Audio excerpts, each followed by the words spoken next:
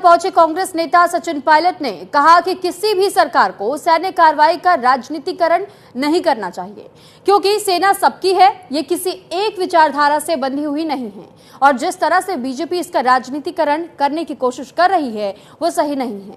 Congress party देश के साथ है और देश की सेना के साथ है।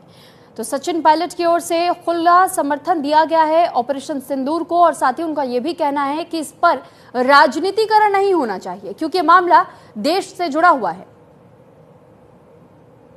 जब कोई किसी भी सरकार को मिलिट्री एक्शन को कभी पॉलिटिसाइज नहीं करना चाहिए, क्योंकि सेना सबकी है, वो सिर्फ कोई एक विचारधारा से बंधे नहीं है।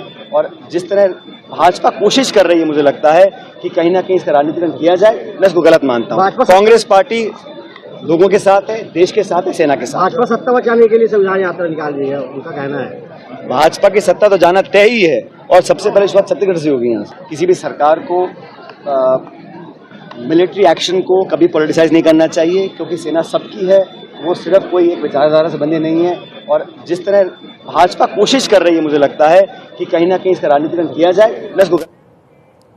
खबर चमोली से है। चमोली में बारिश से भारी तबाही का मंजर देखने को मिला है। दरअसल उफान पर इस वक्त बरसाती नाले बताए जा रहे हैं। कई वाहन मलबे में फंसे हुए हैं। पीपल कोटी के पास भारी नुकसान की भी खबरें हैं। चमोली जिले में मौसम ने अचानक करवट बदली। निचले क्षेत्रों में बारिश और ऊंचाई वाले क्षेत्रों में बर्फबारी हुई है। मंडल घाटी में जमकर के ओलावृष्टि हुई। वहीं पीपल कोटी के पास भारी बारिश से बरसाती नाला इस वक्त उफान पर आ गया है, जिससे कई वाहन मलबे में फंस गए। तस्वीरों को देख करके आप ये भी अंदाजा लगा सकते हैं कि जब बरसाती नाले में अचानक से पानी आया होगा तो फिर वहां मंजर कितना खौफनाक रहा होगा। और इन तस्वीरों को देख करके आप ये समझ सकते हैं कि निचले इलाकों में जो घर आसपास में बसे हुए होंगे उनको कितना ज्यादा नुकसान पहुंचा होगा, क्योंकि आप खुद देखिए तस्वीरों में कैसे कुछ ऐसी गाड़ियां भी दिखाई दे रही हैं जो कि मलबे में बुरी तरह फंसी हुई हैं।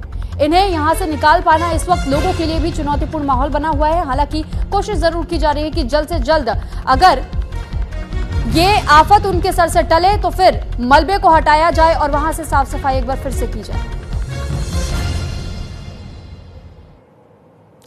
बुलंदशहर में एसएसपी ने पैदल मार्च किया है। संवेदनशील स्थानों पर किया है पैदल